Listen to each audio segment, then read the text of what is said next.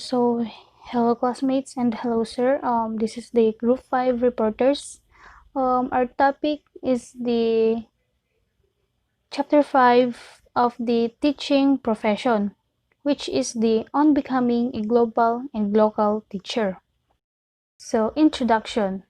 Our world has been called a global village because the world viewed as a community in which distance and isolation have been dramatically reduced by media. Um, Satellite communications make possible a television, telephone, and documents transmitted through the fax and electronic mails across thousands of miles in thousands of seconds. Global teacher. To become a global teacher, you should be equipped with a wider range knowledge of the various educational system outside the country. Um, Next is the master skills and competencies which can address global demands and possesses attitudes and values that are capable to multicultural communities. So next, what does glocal mean? Um, a global outlook adapted to a local condition, or local outlook adapted to the global condition. So the global and local teachers professional. So is there a difference between the global and local teachers professional? Um, the flat world and one planet schoolhouse. Sinasabi dito na this term daw is to imply global education as a result of the shrinking world due to a access in technology. So global education has been best described by two definitions. UNESCO defines the global education as a global to developed countries wider and is aimed at educating all people in accordance with world standards. So, UNESCO means United Nations Educational, Scientific, and Cultural Organization. So, another definition is that global education is a curriculum that is international in scope with prepares today's youth around the world to function in the world environment under teachers who are intellectually, professionally, and humanistically prepared. UNESCO's Education 2030 in Cheon Declaration during the World Education Forum established a vision which towards inclusive, the equitable quality educational lifelong learning for all. Sustainable Development Goal or SDG 4 for education is one of the 17 goals of the United Nations or SDGs. The seven of the 10 targets are expected outcomes while three are means of achieving the outcomes. These outcomes targets bring together all member nations to expand beyond their geographical territories for global education. So, by 2030, the seven outcome targets of SDG 4 must have been achieved. These are the universal primary and secondary education. Dito, ina-ensure nila na all girls and boys complete, free, equitable, and quality primary and secondary education leading to relevant and effective learning outcomes. So second, early childhood development and universal pre-primary education. So, dito naman is ini-ensure nila na all boys and girls have access to quality early childhood development care and pre-primary education so that they are ready for primary education. So third, equal access to technical or vocational and higher education. Um, they ensure equal access for all women and men to affordable and quality technical vocational and tertiary education including the university. So fourth is the relevant skills for decent work.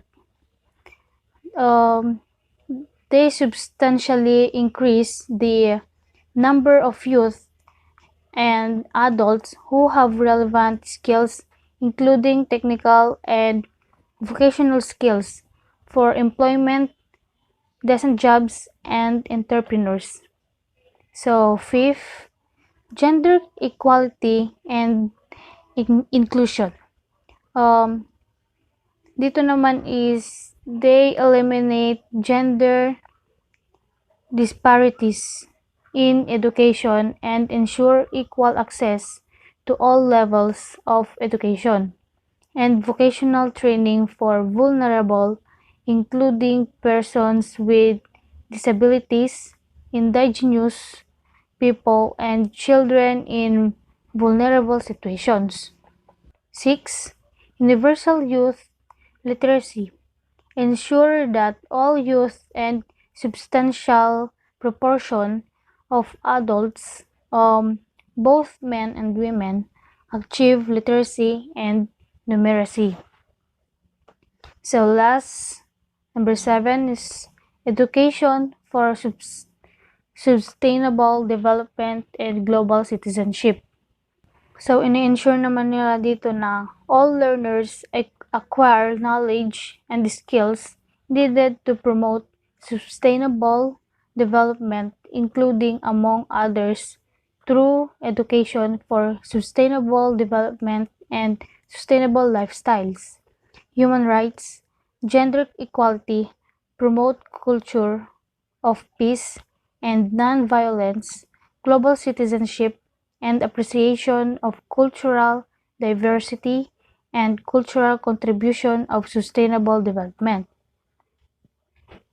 So, in addition, one of the means of achieving the target is to increase the supply of qualified teachers through international cooperation for teacher training in developing countries, especially the least developed countries and islands developing states.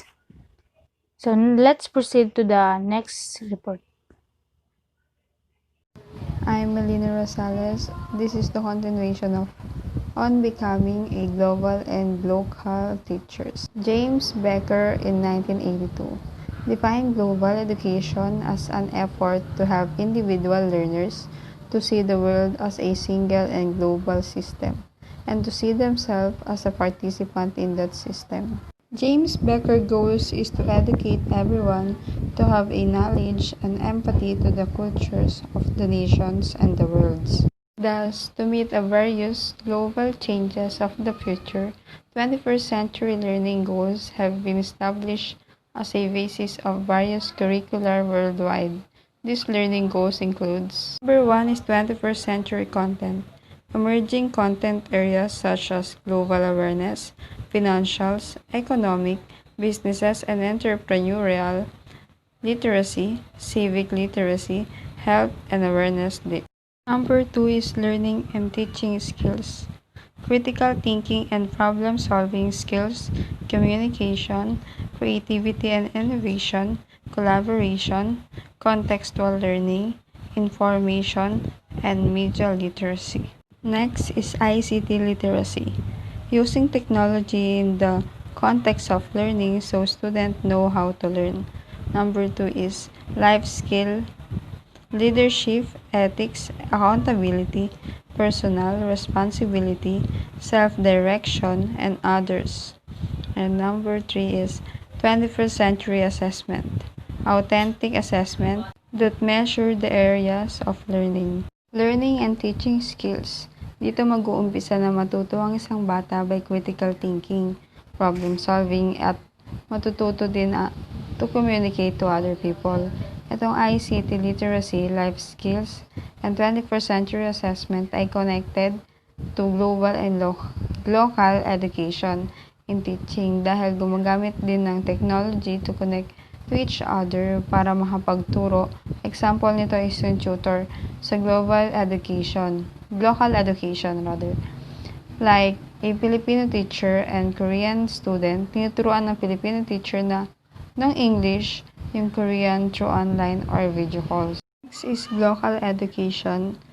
Local education is about the diversity, understanding the difference, and teaching the different culture group in their own context to achieve the goals of global education as presented by the United Nations. Local education, nagpo-focus siya on teaching by blending and connecting to local to global.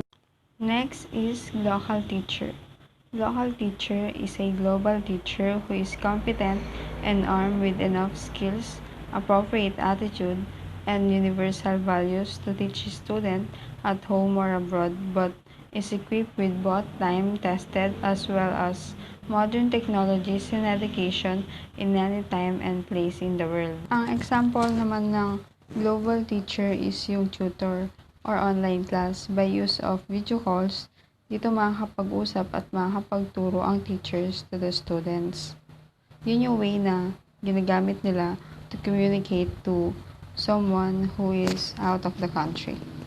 Qualities and attributes of local Filipino teachers. One is understood how this world is interconnected. Madaming teachers or karamihan sa teachers nag-aaral ng ibang language para makapagturo ng ibang salita. Yun yung nagiging way nila to connect to other people or other language. Next is recognize that the world has rich variety of pace of life. Third is have a vision of the future and sees what the future could be for him and herself, the student. Have vision for the futures, both teachers and parents nakikita at laging nilang sinasabi na mag-aral na mabuti para maging maganda ang futures ng bawat isa. Next is creative and innovative. And the last one is understand, respect, and tolerant of the diversity of cultures. Hi guys, this is Princess Lupa. My report is about qualities and attributes of global Filipino teachers. Understood how this world is interconnected. Everything is interconnected. Nag-iiba ang populasyon natin taon-taon. The real world is a strangely complex place comprised of level upon level of dynamic interacting system. Population growth is a good example of this. Maraming mga kadahilanan ang napupunta sa pagkalkula ng bilang ng mga kapanganakan. Una, kailangan nating malaman kung gaano karaming mga kababaihan sa edad na panganganak. Ang nasa populasyon, ilan sa mga babaeng iyon ang tunay na magkakaroon ng anak at kung gaano karaming bata ang magkakaroon ng bawat isa. So dito, tinitignan nila kung paano nag-iiba ang population o paano tayo dumadami. Recognize that the world has rich variety of ways of life. Ito daw ang isang pag-unawa sa mga paraan kung saan magkakaugnay ang mundo ay makakakuha kung paano kinukonekta ng mga persa ng globalization. Ang ating mundo sa ekonomiya, panglipunan, kultura, politika at pag-uunawa sa mga lokal na impluwensya sa mga pandaigdigang issue at pandaigdigang impluwensya sa mga lokal na issue. Next, have a vision of the future and sees what the future would be for himself, herself, the student. Education is evolving at a faster pace than any other period in recent history. Mayroong lumalaking kamalayan sa mga guro at parents na kailangan baguhin ng curriculum to evolve to meet tomorrow's beyond tools and technologies.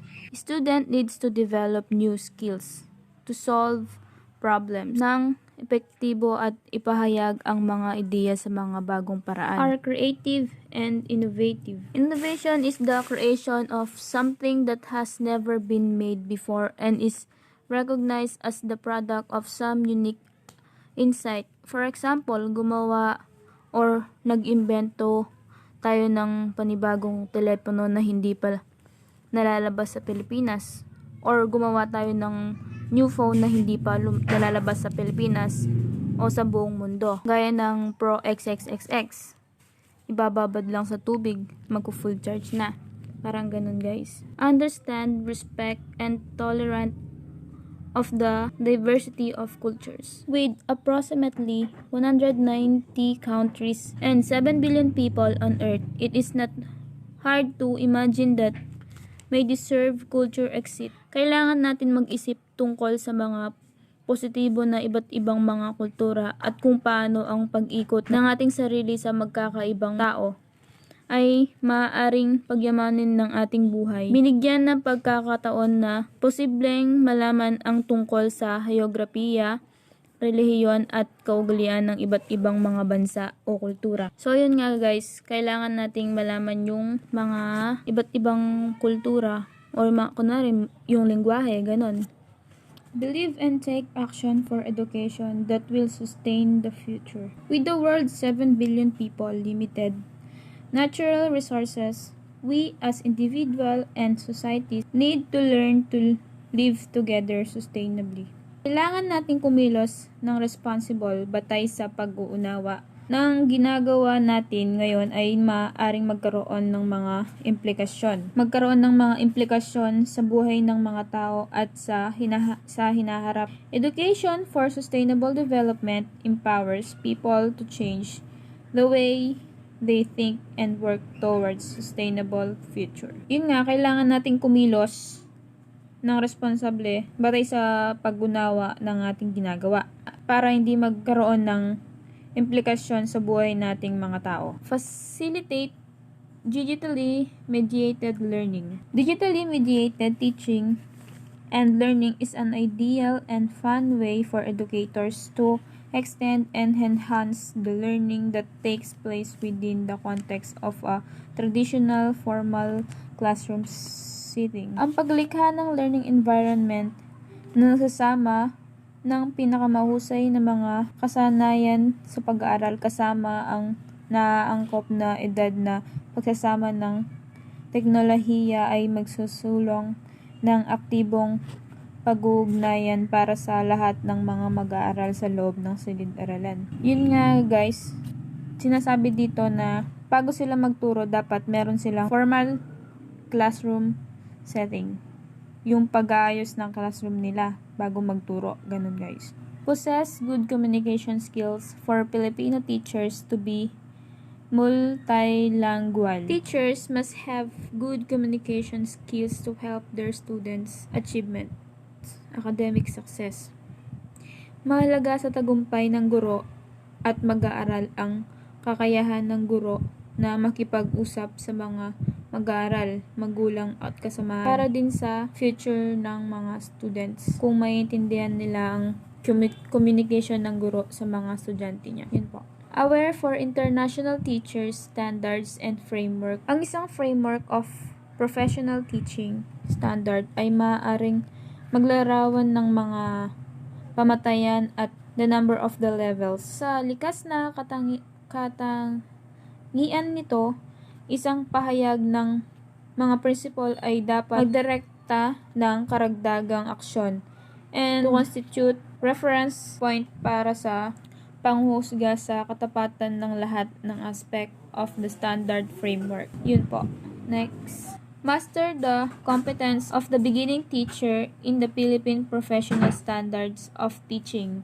Ang pag-uunlad ng professional na guro ay nangyayari sa isang continuum from beginning to exemplary practice. anchored on the principle of lifelong learning. Ang set of professional standards for teachers ay kinikilala ang kahalagahan ng isang framework na nagpapahayag ng pag-unlad ng bilang mga guro, ang kanilang kasanayan at tumutugon sa mga pagiging complexities of education reforms or complexities of educational reforms. Dito naman tayo sa characteristic and core values of Filipino teachers. Cultural and historical rootedness. Kumbaga dito, kung paano may improve o paglingkuran ang ating lipunan. Next dito. Dito sa ability to contextualize teaching learning. Dito daw na kung paano may improve ang skills ng mga student para in the future maging successful sila. Excellence means greatness. Is the quality of excelling of being truly the best of something or the best at something. And responsiveness.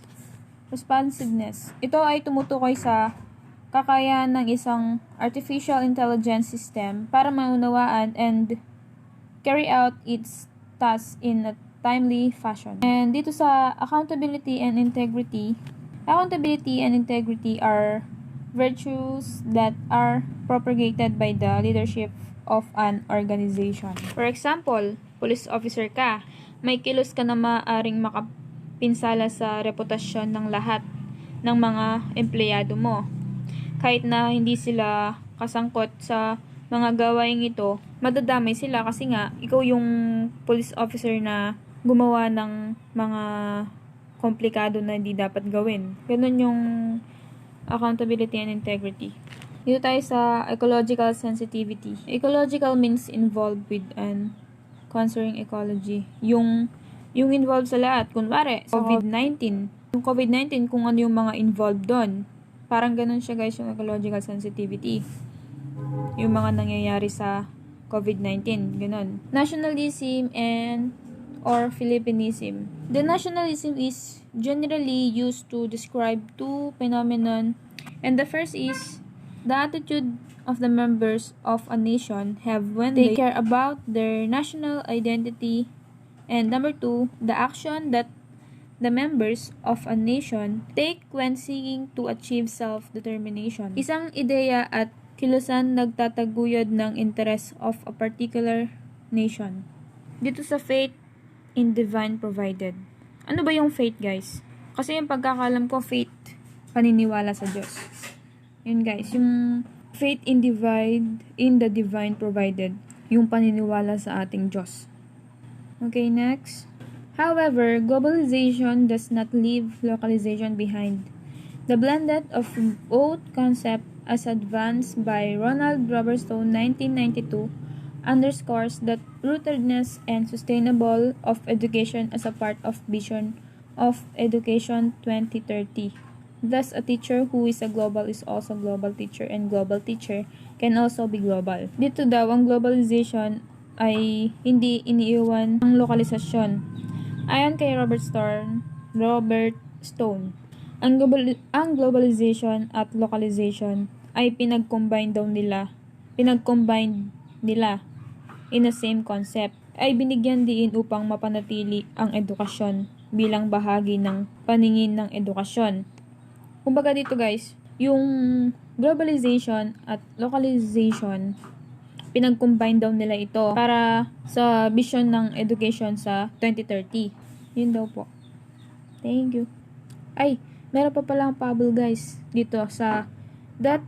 Thus, a teacher who is a global is also a local teacher, and a local teacher can also be global. Dito daw guys, yung kung sino daw na teacher ang global, ay pwede din siyang maging local teacher. Ang local teacher daw, pwede din siyang maging global. Yun daw yung pagkakaintindi ko guys. Thank you sa pakikinig. So my topic for today is a closer look at the teachers and the teaching profession in the ASEAN and beyond. First of all, dito tuturo yung 3 levels of education sa ASEAN. In all the countries in the ASEAN, the levels of formal school in the educational system are as follows. Yung pinakauna doon sa level is the primary level. Primary primary level is composed usually of pre-primary, play school, pre-K or kindergarten, and primary level, which is composed of grade 1 to 6. In the Philippines, the label primary level refers to elementary level. The elementary level has two sub-levels, the primary grades, which include kindergarten to grade 4, and the intermediate grades, which include grade 5 and grade 6. Yon. Sa Pilipinas, nakahati yung primary level sa two levels, which is the sa kindergarten to grade 4 na tinatawag na primary grades, and grade 5 to grade 6 na intermediate grades. Kung sinabi kasi intermediate, parang yun na yung way nila para ma, move or mas mahirap na yung mga tinuturo sa grade 5 and grade 6. Next is the secondary level. Generally, across the ASEAN, it is composed of junior high school and the senior high school. The graduate from the senior high school can proceed to college or find a job appropriate to the qualification. However, there are slight variations in some countries, such as low secondary level is 3 years with grade 7 to 8 and 9, while the upper secondary level is composed of grades 10, 11, and 12. In the Philippines, the junior high school is composed of 7, 8, 9, 10, while grade 11 and 12 are belong to the senior high school. Ayun, parang nakahati na naman siya sa two levels, the junior high school and the senior high school. Sa Pilipinas, dati meron lang tayong 4 years of education sa secondary level. Pero pinalitan na yon lately or mga ilang years. And ginawa na siyang dalawa, the junior and senior high school. Sa junior high school, composed siya ng 4 years, the grade 7, grade 8, and grade 9, and grade 10. Sa senior high school, parang doon yung specialization. Doon tinuturo kung saan mo gusto. Tinuturo kung gusto mong mag-teacher, pupunta ka sa GAS. Pag gusto mong mag-engineering, pupunta ka sa STEM. Yun, parang specialization yun para pagpunta natin sa college, meron na tayong overview or meron na tayong knowledge dun sa course na kukunin natin. Ito yung kanya. Variations, level of schooling, and number of years. Ayan. Version 1, sa primary level, 5 years. Lower secondary, 4 years. Upper secondary, 3 years. Total number of years. Ayan yung education sa kasama ng primary and secondary level. Sa country na yan is the Lao PDR. Ang meaning ng Lao PDR is Laos People's Democratic Republic. Yon, yung sa nila, pinaka primary level nila is 5 years. 5 years lang siya. And sa lower secondary, 4 years. And upper secondary, 3 years. And next country naman is Myanmar. Yung parang parehas lang din sila ng ang pinagkaiba lang is the upper secondary, 2 years. Yan, parang 2 years yung composed of grade 11 and 12. So 11 years of studying. And sa Malaysia, version primary level is 6 years, 3 years sa lower secondary, 2 years sa upper. Ang total years is 11 years. Version 4, Brunei, Cambodia, Indonesia, Thailand, Vietnam. Yan, 6 years, 3 years of lower secondary, 3 years of upper, and total number of 12 years. Yung lower and upper nila nahati na parang pareho lang, siguro 7, 8, 9, and 10, 11, 12. Sa version 5, which is the Singapore and Philippines, yung dito sa bansa natin, and primary level or elementary is 6 years and grade 1 to 6. And lower secondary, 4 years, which is 7, 8, 9, and 10. And the upper secondary, 2 years. Pre-university for Singapore na yun, pero sa atin it is senior high school level. Yan, total number of years is 12 years. The last but not the least, the tertiary level, which is yung tinitake natin ngayon, which is the college. The college level, which is beyond the basic education in all the countries in the ASEAN. It is the leader of educational system where the students earn a bachelor's degree in teacher education, which is a requirement to take a licensure examination to become a professional teacher. Yan. Dito na sa tertiary level, dito na natin kinukuha yung teaching profession. Dito na tayo nahuhubog or dito na tayo pinafocus para maging future educators. Dito sa tertiary level, ito na yan, compose na nata siya ng Bachelor of Elementary Education, Bachelor of Secondary Education with different majors. Yan. The Philippines, the Technical Educational and Skills Development Authority or TESDA provides diploma and assists in the implementation of the senior high school technical vocational track. Ito yung TESDA, ito yung vocational na course or sa senior high school, ito yung tinitake ng mga vocational track na gustong matuto ng mga iba't ibang mga gawain katulad ng welding, ICT, or information computer technology, and yan, mga beauty care, yung mga ano niya, tapos may ibibigay na national certificate pag graduate or mag-exam ka nito para makakuha ka ng NC1 or NC2. Yan, TESDA. Tapos next is the pre-service teacher gets appropriate qualification degree in the tertiary level in order to touch in either the elementary or secondary levels of the education system, the public or private. And the pre-service teacher, yan, dapat magkakaroon ka ng qualification degree. Dapat makakuha ka ng degree sa tertiary level para makapagturo ka sa elementary, secondary, mapapublic man or private. Now, the next topic is the teacher professional across the ASEAN. Yes, academic preparations of teacher professional in basic education. Ito, dito na tinatackle kung paano tayo maging teacher. First one is the admission to pre-service teacher education varies from the graduate of grade 9 or grade 12. Yan, grade 9 or grade 12. Tinuturo na dyan kung or parang dito na tayo pinagpipili kung gusto pa talaga nating magturo or what.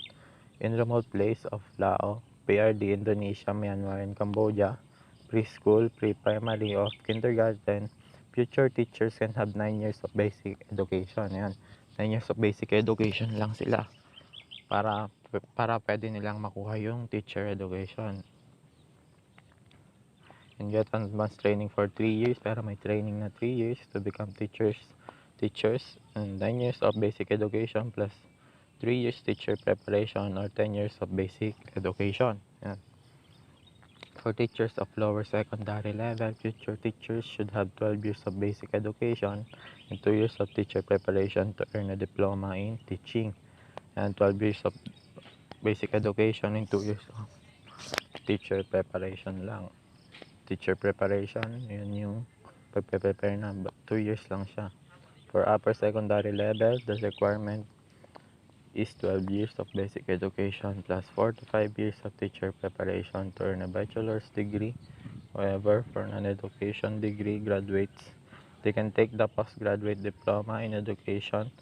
This will mean an equivalent to 12 years of basic education plus 4 to 5 years of baccalaureate degree plus 1 year of graduate diploma. Almost all teachers education provides a teaching practicum, student teaching or field experiences course. Yan, bago sila makapagturo, meron muna yung tinatawag na demo. Ito yung ginagawa natin pag 4th year college na tayo, which is yung field practice na. Yan, doon natin na huhubog or doon natin sinusubukan kung capable na ba tayong magturo ng mga estudyante. Yan, components of teacher preparation, general knowledge and understanding, pedagogies. Pedagogies is ito yung way of paano tayo magturo or paano magturo ang isang teacher sa estudyante and paano siya makipag-communicate. Teaching practicum, experimental learning. Ayan, yung teaching practicum, yung sinasabi ko kanina na demo or Siyempre bago ka maging kailangan mo munang i-try kung kaya mo ba talagang magturo or kakayanin mo talagang magturo. Yan, specialized knowledge major courses. Ayan. Sa secondary level or secondary, pag kinuha mo yung BS Ed, meron siyang different majors. Doon yung specialization. Katulad sa atin na BPE majors, doon tayo na specialize sa PE or physical education. Yun lang po yung topic ko. Thank you. I'm Patrick Lemerdi Pamintuan to report the teaching profession practices in the Asian. Teaching majors responsibilities, actual teaching, management of learning, administrative work, teaching licensing, and recruitment. Teaching responsibilities. A teacher is responsible for preparing lesson plans and educating students at all levels. Diba, lahat naman ng mga teacher inahanda yung pag-aaralan ng kanilang mga estudyante para may matutunan sila, diba? In yung actual teaching. Management of learning, yun na nga, diba? Yun yung pinag-aaralan natin about sa kung ano yung ituturo ng ating teacher, kung ano dapat yung malalaman natin. Kumbaga, inaaral niya din yun para sa atin. A teacher is also called a school teacher, or some context an educator is a person who help students acquire knowledge, competence, or virtue. Informally, the role of teacher may be taken on by anyone. Sa teaching, licensing, and recruitment, ito yung graduate na sila para sa kanilang teaching profession. The teacher and the teaching profession beyond the Asian. Benchmarking is learning the best from the best practices of the world best educational system. China. In Chinese teaching licensing, Chinese teachers enjoy unquestionable authority. In China, the teachers is composed by two parts, that is service education and in-service training. 4-year teaching training institution including normal universities and colleges. In daw yun yung nila. 4 years silang nagtitraining. Normal university pa lang yun. Colleges. 3 years teacher 3 years teacher training colleges and secondary teacher training school primaries conduct pre-service education. Teachers must be the following requirements to teach in China. Ito yung mga kailangan. Take note na lang guys Bachelor degree, 2 years of postgraduate work experience. Dapat may 2 years postgraduate work experience ka. TELF certification, 120 plus hours. A clear national criminal background check. A clean bill of health from your doctor in home country. Yun yung mga kailangan nila para sa teaching profession sa China. Next naman tayo sa Japan. In Japan, becoming a public teacher requires graduating from a ministry approved university teacher education program and then obtaining a teaching certificate for particular school level. For example, primary, lower secondary, or upper secondary. A teacher certificate in Japan.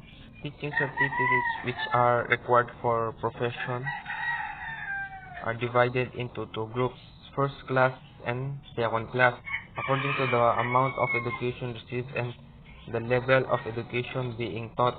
Teachers can sometimes be given temporary certificate. They may advance from temporary to second class or from second class to first class by taking additional coursework such as in-service training while they are employed. Japanese educators have three main types of in-service training available them. First one is training done on their own or through through through the school where they work. Number two is in-service training completed and designated education centers operated by Ministry Education. And the last one, in-service training at regular universities. Being employed as a teacher, requirement for teaching is license vary state to state and are determined by state licensing authorities. Many states such as Alaska have required teachers to show recent evidence of classroom work as obstacle for former teachers who wish to return to the profession or for professional in diverse fields to consider a career shift to teach. All states demand that teachers adhere to standards of conduct generally above and beyond those expected of non-teaching citizens. Ito yung mga kailangan sa kung magiging teacher ka sa Japan. Number 3 na tayo guys. United States of America. Basic education, the avenue for teaching job in USA. Becoming a professional teaching in the USA. Ito yung kung gusto mong pumasok doon. Earning teaching certificate, recruitment of teachers, salaries of teachers. What makes a good American teachers? Sa Amerika guys, yung mga teacher nila ay very stricto. Tsaka yung pagtuturo nila ay tututukan kang sobra-sobra. Yung halimbawa kahit sobrang hirap na yung binibigay pa rin nila sa'yo. About naman sa salaries of teachers, 19,000 kung di ako magkakamali, ganyan yung nabasa ko. Yearly yata yun, yearly. The Global Teacher Status Index of 2013. Teacher status, social status of teacher, teaching sought after profession, pupil respect for teachers. Social status of teachers refers to the relative standing of teaching as occupation in hierarchy of all occupations. Therefore, the social status of teachers is an important area of inquiry that provides insight into the significance attached to education in each country. Pupil respect for teacher. All teachers deserve respect for the pupil. Because if you don't respect your teacher, ano pang silbi niya, di ba? Kung di mo siya rerespetuhin kasi yung teacher, nagpapakahirap yan para may matutunan tayo. Para may malaman tayo. Inaaral niya yung mga tinuturo niya sa atin, magdamag, buong araw. Yan nga, di pa nga kumakain yan or natutulog, ganun. Wala na silang pahinga. Perception of teacher reward, performance-related pay. Ito yung pinaka-reward nila. Yung tinuro, yung parang ano lang sila, yung tumulong lang sila sa atin. Natuto na tayo. Nakabanding natin sila, marami tayong nalaman sa kanila. They will deserve an reward. Bale, ito yung reward nila, yung parang payment nila. Kumbaga, parang wala nga yun yung payment nila kasi parang yung pinaka-reward nila yung may natutunan tayo mula sa kanila, di ba? Yun yung parang reward nila. Teacher agency and deliver education. Trusting teacher to deliver education. Yun. Yung teacher ay yung pinagkakatiwalaan sa pagtuturo, yung pagbibigay ng knowledge sa mga estudyante. Kasi lahat naman ng mga 4 years graduate na employee or workers, eh, teachers, teachers ang nagturo sa kanila at nag-guide. Hindi naman sa lahat ng teachers ay hindi lahat naman ng tinuro nila ay yung iba kasi 'di ba hindi naman sila nakikinig or wala silang natutunan ganun. Ito kasi yung parang lahat ng 4 years course, 2 years man yun or what, eh teachers ang nag-guide sa atin, 'di ba? Teachers. So guys, table 3, Global Teaching Status Index in 2013. Ah, basahin niyo na lang guys. Kikita niyo naman sa screen. Ah, yan lang guys. Salamat sa naintindihan nyo. Thank you. My topic is the changing global landscape landscape and the 21st century skills for the teachers.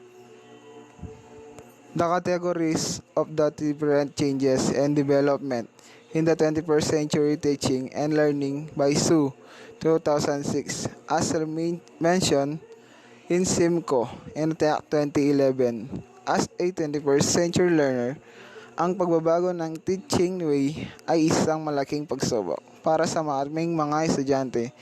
Although, alam naman namin ang paghihirap ng isang guro pero pareho lang. The new learning environment, learner-centered. This means that the learner or student is responsible for learning while the tutor is responsible for facilitating the learning. New spaces and borderless. Is this also known as borderless education? The role of the teachers has also changed from direct controller to coach, partner, guide, and counselor. Enhance opportunity for creativity and innovation. Is this a learning habit that requires skill as well as specific understanding of the context in which creativity is being applied? Use of ICT. Using ICT or information and communication technology is important to the learner because using ICT you can research resources on your piece. The new learning contents, integrated or in the interdisciplinary, sometimes known as interdisciplinary studies, is a planned approach to learning which uses links across different subjects or disciplines to enhance learning. Demand driven. A term has existed for some time to describe learning programs that helps students be work ready and gain the skill so by employers. A new report, Demand Driven Education, emphasis on a learning tools on how to retrieve knowledge. A variety of tools can be used in the classroom to support student learning, ranging from traditional to high-tech options. Balance of scientific, technological, culture, global, local concepts. Technology is changing every aspect of our lives. The benefits provided by new digital approaches are having a huge impact on our societies. The new processes of learning and how this will be facilitated. Face to face. This allow for a live live interaction between a learner and an instructor. Distance learning. Students usually study from home instead of attending physical classes. Blended modalities used to refer to the different teaching style used inside the classroom. Experimental and lifelong is a form of self-initiated education that is focused on personal development. The new type of learners, a confident person who thinks independently and critically and who communicates effectively, self-directed, and who questions, reflects, and takes responsibility for his or her own learning. A concerned citizen, informed about the world and local affairs, has a strong sense of civic responsibilities and participates actively in improving the lives of others. A member of the new generation, pop culture, different ways of thinking, responding. Life and career skills, flexibility and adaptability. Adaptability is a willingness to confront or change your own ideas and preconceptions. Flexibility is more a willingness to meet other halfway procedurally according to a new column in Forbes. Initiate and self-direction is a process in which individuals take the initiative with or without the help of others in diagnosing their learning needs, formulating learning goals, identifying human and material resources for learning, choosing and implementing appropriate learning strategies, and evaluating learning. Social and cross-cultural skills. It is important for you to develop social and cross-cultural skills, described as the ability to effectively interact with others in diverse groups and situations. Productivity and accountability. Accountability and productivity are interconnected because is this ability to create a product using these skills, leadership and responsibility is to guarantee academic success through process, training, and material improvements. The new type of teachers, clear standards and accountability that their learners should know and be able to do at the end of their schooling. Use abroad pedagogies including inquiry-based learning, cooperative learning, other pedagogies, skillful in the integration of ICT to pedagogy, skillful in the of assessment to guide teaching and learning, great understanding of local and global cultures, skillful in action research to diagnose and solve classroom problems based on evidence, practice the core values and inspiring teachers, develop life and career skills for the 21st century and beyond. Hi, my name is Paulo de Sibarilo. Today I'm going to discuss about the four pillars of learning to know. Example, reading a newspaper. So, malaman kung ano mga nangyayari sa paligid o sa mundo. So, learning to do. Example, following a given direction. So, yun isa pang halimbawa. Diagramming of floor chart. Yung gusto mong gawin, pag-aaral na gusto mong malaman. So, next, learning to be. Example dito, gusto ko maging professional teacher someday. Siyempre, kailangan mo na pag-aaralan na yung mga strategy o roles ng pagiging isang guro para malaman mo kung ano mga dapat o hindi dapat na gawin. So, next, learning to live together. Example, adopting the policies of the government. Yan, halimbawa ng to live together yan. Next, attending conference o seminar. Yan, to live together yan. Consolidating a report. Yan, to live together yan. Example yan. Kasi itong four pillars nito, dapat kailangan natin ma-adapt to. O kailangan natin ma-develop kasi ito. Hindi magiging kabuluhan yung buhay natin kung hindi natin i-adapt o i-develop tong four pillars na to. So, next, the arts and creativity. Creativity and innovation. From the word innovation, makabago o na nililikha natin.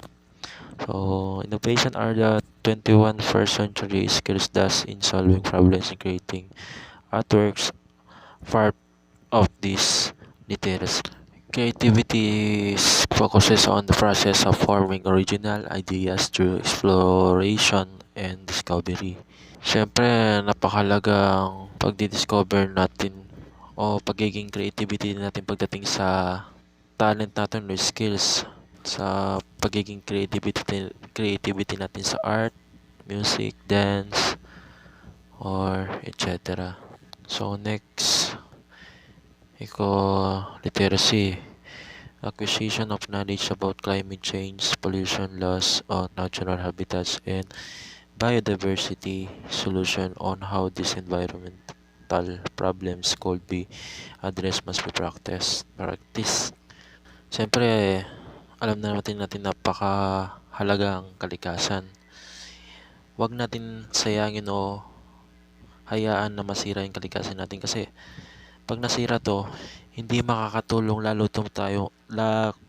tayo mapeperisyo kasi halimbawa na lang dito yung pagiging burara natin sa basura. Siyempre anong cost nun kapag tinapon mo lang yung basura mo kahit saan-saan, siyempre maapekto din tayo dun. Magkakaroon tayo ng pagiging cost yun sa pagbabaha o pagsira ng ating kalikasan. So, gawin natin mahalaga yung kalikasan natin. Huwag natin pabayaan. So, eco-literacy through ecological literacy, children and adults grow to understand nature and their place in nature. We foster connection with nature, encourage people to move beyond fear, to explore, learn, and act on their knowledge. So, maging simbolo tayo sa ibang tao. Huwag natin hayaan na masira yung kalikasan natin. So, next, cyber literacy, digital literacy, information, and ICT knowledge. Being the rapid changes in the use of technology for teaching and learning, teacher and learners need to develop and enhance use of digital gadgets, whether online or offline. So, halimbawa na dito, alam na natin na napakahalaga yung technology pagdating sa atin. Siyempre nakakatulong to pagkuha ng impormasyon. Gaya nito, yung ginagawa nating online class. Kailangan natin i-develop o enhance natin yung paggamit ng gadgets. Ang advantage naman dito sa paggamit ng mga technology, nakakatulong sa atin kasi nakakuha tayo ng information, nalalaman natin yung mga iba't ibang information sa technology. So, in this disadvantage naman dito, wag natin nahayaan na sumobra tayo sa gadget kasi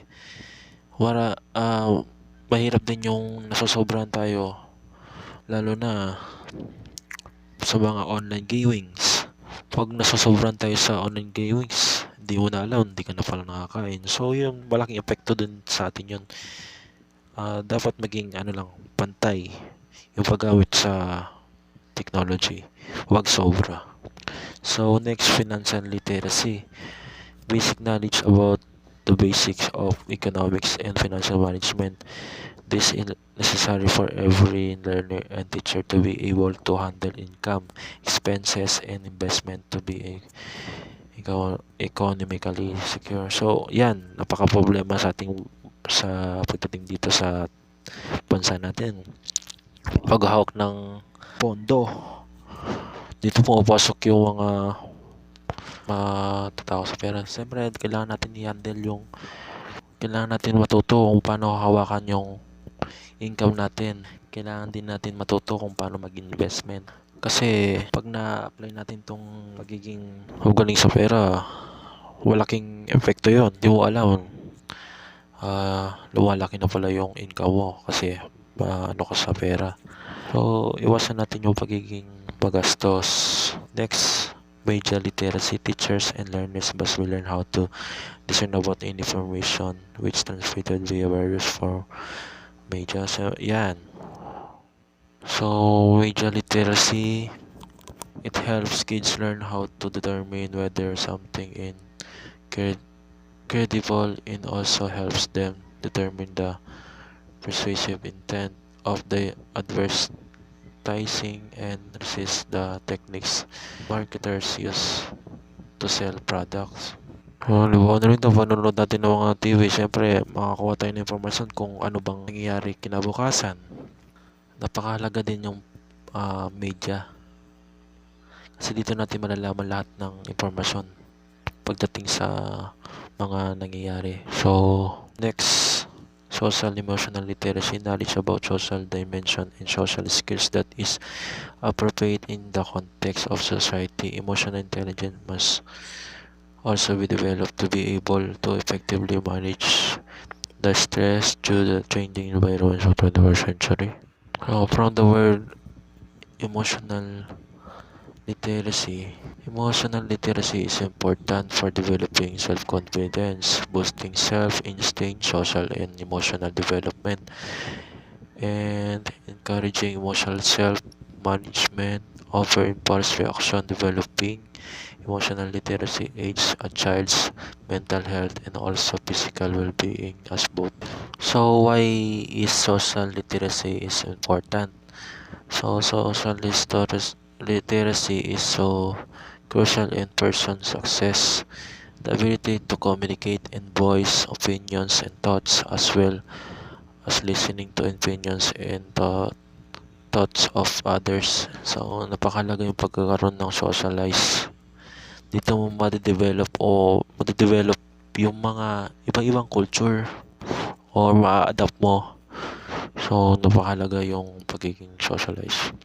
So next, globalization and multicultural literacy. If you need to respect multicultural diversity, aware of the global trends and acknowledge differences and similarities, respect each other's dignity, then your multicultural literacy. Multicultural literature serves as a powerful tool in enabling students to gain a better understanding of both their own culture and the culture of others. Students therefore develop greater cognitive skills as they learn to engage with the critically evaluate the text that they read.